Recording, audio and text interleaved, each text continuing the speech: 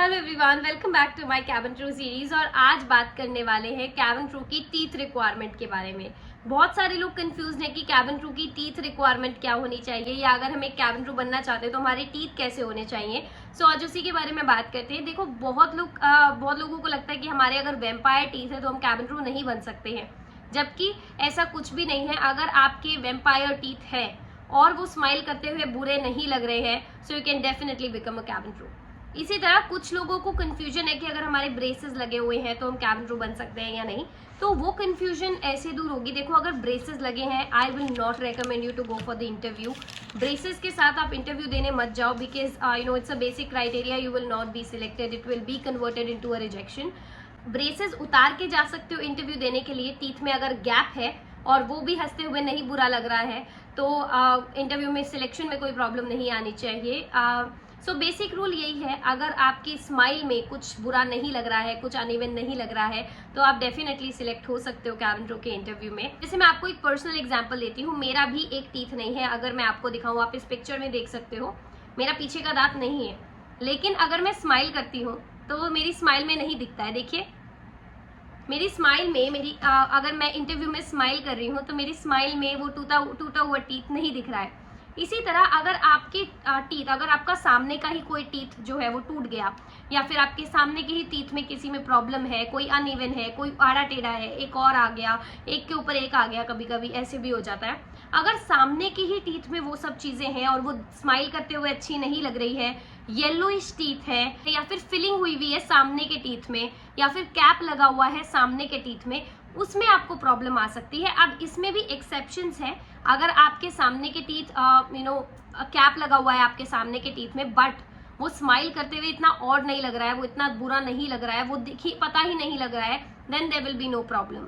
कोई ऐसा hard and fast rule नहीं है कि अगर हमारे टीथ में कैप लगी है तो हम एक कैबिन क्रू नहीं बन सकते हैं। अनटिल एंड अनलेस वो नहीं दिख रहा है, आप एक कैबिन क्रू आराम से बन सकते हो। It's not a medical requirement, ठीक है। इसी के साथ अगर आपको ब्रेसेस है, आप ब्रेसेस उतार सकते हो, वेल एंड गुड। ब्रेसेस पहन के आप कैबिन क्रू के इंटरव्यू में मत जाना। I really don't want you to get rejected और फिर आप डिमोटिवेटेड फील हो, मैं वो नहीं चाहती हूँ। इसीलिए प्लीज ब्रेसेस पहन के कभी कैबिन क्रू के इंटरव्यू में मत जाना।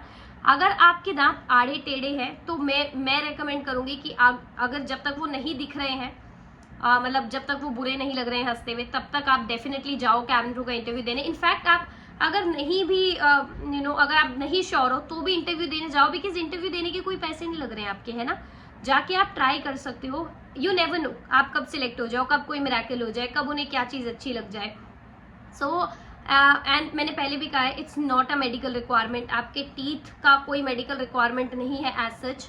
तो आपके टीथ कंप्लीटली कैबिन क्रू के रिक्रूटमेंट टीम के ऊपर डिपेंड करते हैं कि उनको कैसा रिक्रूटर उनको कब कैसा रिक्रूटमेंट करना है। अगर उन्हें आप अच्छे लग रहे हो तो it can be an oversight. वो आराम से ये भी कह सकते हैं कि ठीक है, she is looking fine, she is looking good, she is good in communication, she is confident. तो एक आधी चीज अगर उनको लगेगी भी, they can definitely try to provide you an exception. तो इसीलिए इन चीजों को इतना मत दिमाग में लो कि यार मेरे दांत आड़े टेढ़े हैं, मुझे ब्रेसेस लगे हुए हैं, मेरे तो कैप लगी हुई है, मेरे तो टीथ येलोइश है। हर चीज़ का सॉल्यूशन है, ये मैंने पहले भी अपनी वीडियोस में बताया है। इतना डीमोटिवेटेड मत हुआ करो गाइस, हर एक चीज़ का सॉल्यूशन है हमारे पास। आपके टीथ येलोइश हैं, आप डेंटिस्ट के पास जाओ, टीथ वाइटनिंग करा लो।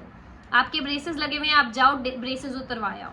आपकी कैप लगी हुई है, अब तो वाइट कैप्स भी चल गई है, आराम से पता भी नहीं चलता है कि टीथ कहाँ पे लगा हुआ है, कहाँ पे नहीं लगा हुआ है। सो कभी भी अपने ड्रीम्स को गिव अप मत करो। छोटी छोटी चीज़ों को सोच के हमेशा सॉल्यूशन सेंट्रिक बनो। सॉल्यूशन के बारे में सोचो कि हमें क्या सॉल्यूशन निकालना है इस चीज़ का, बजाय इसकी कि यार ये प्रॉब्लम आ गई, अब तो कुछ कर ही नहीं सकते। Don't do that. So thank you so much once again for watching my channel. I really wish you all the best.